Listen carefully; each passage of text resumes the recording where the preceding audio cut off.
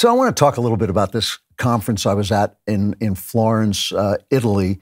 And I can't tell you any of the people who were there or the things they discussed, because it was a place for people to get together and speak safely without being canceled and without losing their jobs and without having the things happen to you that now happen when you have an intellectual discussion. There was nothing evil, not one word that could be misconstrued as evil except by the left, because anybody who disagrees with the left is evil. But, you know, I want to respect the privacy. But one of the things that they also did with all these discussions is they gave us some very nice little junket perks, you know, where they, for instance, gave us a private tour of the Uffizi Gallery, one of the most beautiful galleries in the world, one of the most beautiful art galleries in the world, one of the most popular too. And after it was closed, they brought us down there. They had a trio of absolutely gorgeous Italian women playing Bach as a string trio in front of the statue of the Laocoon. I don't know if you've ever seen the Laocoon, but they were sitting there playing that. And there's nothing sexier in this world than a beautiful woman playing a string instrument. But it really, the whole atmosphere reminded me of a great short story by Henry James, from which I stole I cadged the title of my memoir, The Great Good Thing. The story is called The Great Good Place, and it's about a dream of heaven where people just go around communing with each other, men go around communing with each other and discussing ideas in this kind of classical setting with pillars and old statues. And it really did remind me of that. It was very beautiful. But you know, the Uffizi houses some of the most beautiful paintings of the Renaissance, Raphael and Botticelli and Michelangelo. And every time I go into one of these museums these days, I have this sense of loss. I mean, I love these paintings. I love Renaissance paintings. And I have the sense that something has gone out of the world, some human thing has gone out of the world with the age of great paintings. And I've talked about this a little bit before, but because this really weighed on me and filled my head as I was having these conversations and having this beautiful time and this beautiful setting, I just want to go over some of the paintings, some of the things I saw. And if you're just listening and you can't see them, don't worry, I will describe them. But one of the first paintings we came to see, and we got this wonderful private tour, it was just an amazing experience, was this Giotto Madonna, which is from around 1306. And it's Madonna on her throne surrounded by angels and the baby Jesus on her lap. But, you know, it's not very human. 1306 is really before the full-fledged Renaissance begins. And so, you know, she's almost a statue of a goddess. She's got the blue mantle that became a sign of Mary's royalty, but she looks like she's just above human experience. She's just enormous. All the angels around her are smaller. They're little. They all have tremendous gold halos. The baby Jesus looks like he's a grown man. He's already preaching, and so you know it's kind of separates these people from the ordinary person, and that was very common because this was something above humanity almost. But then you know you look on, you go a little further, and you think to yourself, did they begin to humanize the paintings of the Holy Family because they changed, they became more humanist, or did they do it because they had the technique to do it? Maybe Giotto didn't know how to paint as realistically as the people who came after. And was it the painting that drove the humanism, or was it the humanism that drove the painting? It's hard to know. 150 years later, you have Filippo Lippi, his Madonna, which is just, I mean, it's so gorgeous. So you should go on and look at it, Google Filippo Lippi, Madonna, Uffizi, and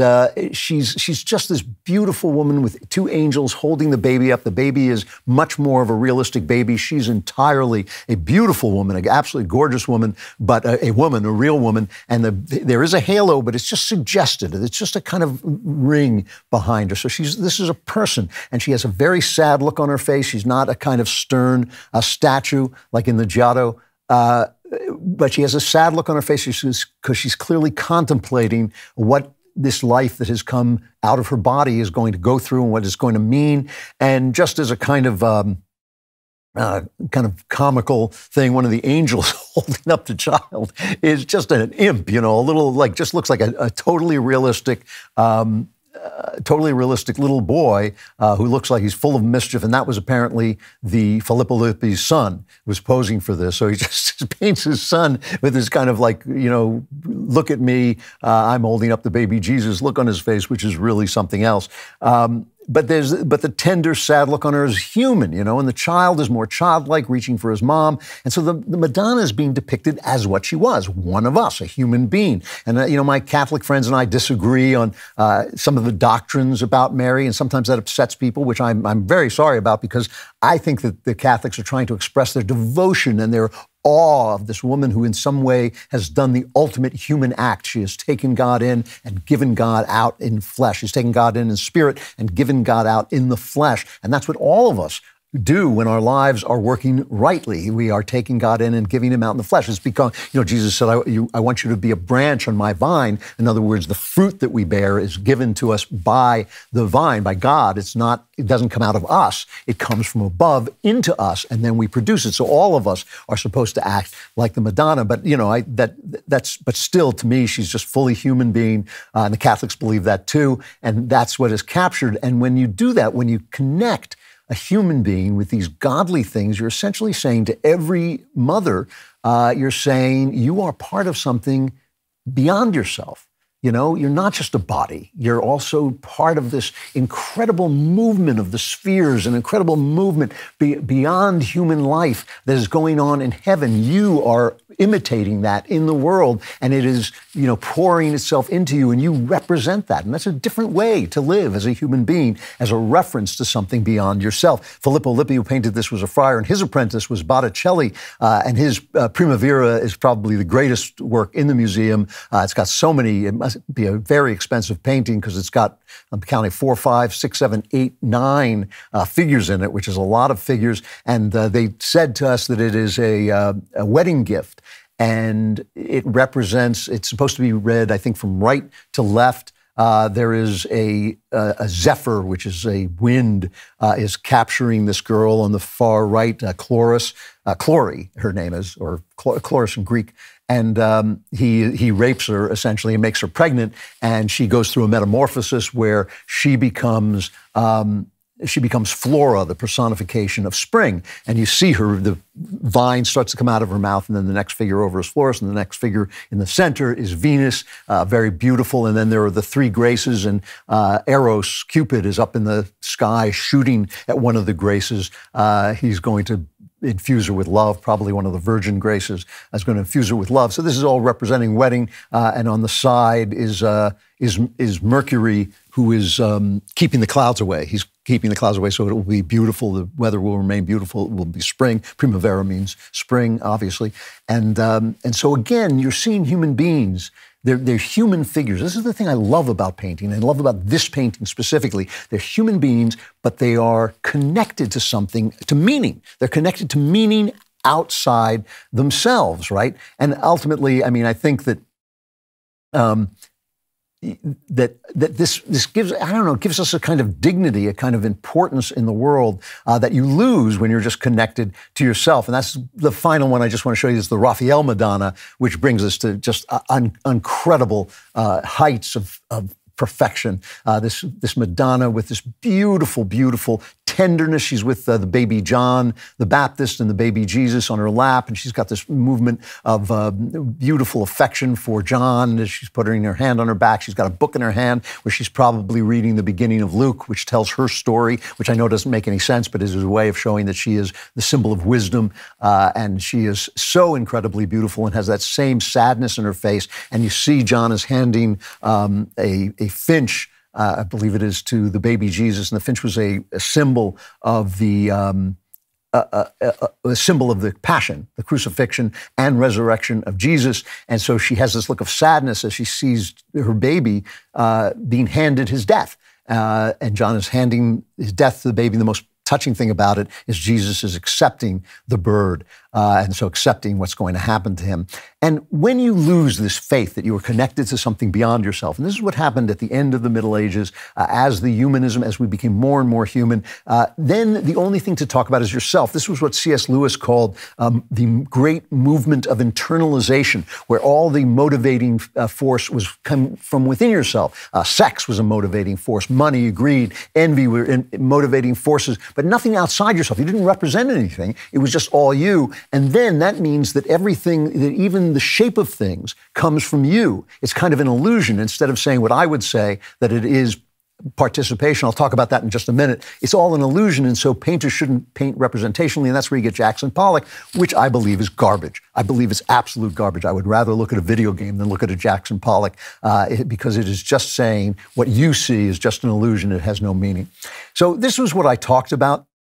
We all had to give little speeches at this place, and what I talked about was what Owen Barfield called participation, which is just the fact that the things that we see are real. They're real. A rainbow is real. Music that we hear is real. And of course, without the human ear to hear music, it's not music. There's no music there. It's just air moving around and strings moving around. But when the human ear hears it, it becomes, Mozart's Hafner Serenade. And then it's gorgeous and it's real. And these things are real. And my point was that because I was talking to a bunch of scientists mostly. I mean, I have very few people there like me who are in the arts. I think I was the only one who was actually representing the arts. But I pointed out that everything, this is called what Owen Barfield called participation, us creating the music that is being played, and the music isn't there unless we're there to hear it, and yet the music is real.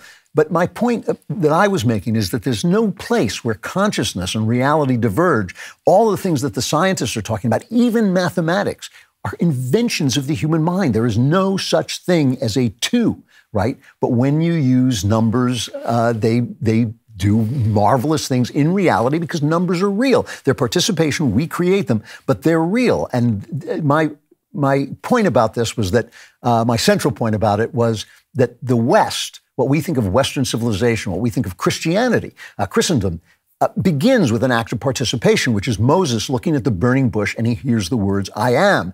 And do those words exist unless Moses hears them? Well, no, but what the burning bush is the burning bush is Moses seeing the world as a place that blossoms and burns, but is always there. And when he sees that, when he has that vision of this world that creates and destroys but never disappears, he hears the voice of personal identity. I am that I am the I am, and he hears that and he realizes that the universe is made from a personal identity. The universe speaks to him of a personal identity, and his identity is an image of that identity. Just like the rainbow is an image that he sees in the eye, his identity is an image of that. He is made in the image of God. We lose the arguments with our philosophical enemies, the philosophical enemies of the West, because this is what we don't get, right? The left tells us, they say your identity is a performance, your gender is a construct, your culture is based on a fiction of natural rights. There are no natural rights. You can cut open a man, as Yuval Harari says, you can cut open a man, you'll find gore and guts, but you won't find any natural rights. There are no, it's a fiction, they say. So gender is a construct, identity is a performance, natural rights are a fiction. And we get all up in arms and, we say this is an atrocity, but they're half right. They are constructs. They are performances. They are fictions. What they don't understand is that they are performances and fictions and constructs that represent something true. Their participation, just like a rainbow, just like music, they are real, but they exist in the human mind. The human mind brings them into being, just like we bring music into being, just like we brought those incredible paintings into being, just like you bring your love for your children and your wife and your husband into being. Those things are real. And that is, they represent, your maleness and your femaleness. They represent the male and female image of God, and yourself represents something, your soul. And this culture of freedom represents the dignity and prerogatives that individuals have because each one of them is unique in what he creates out of himself. And they make sense because they're based on something that's true. That's what we've lost. Yes, we've made wonderful scientific strides, but that's what we lost when we stepped out of the Middle Ages into the modern world. And that's what we have to do, is find that again in a new way, in a modern way, for a new age. If you thought this was great, and you did, like and subscribe to the Andrew Klavan Podcast for more Klavan-y goodness.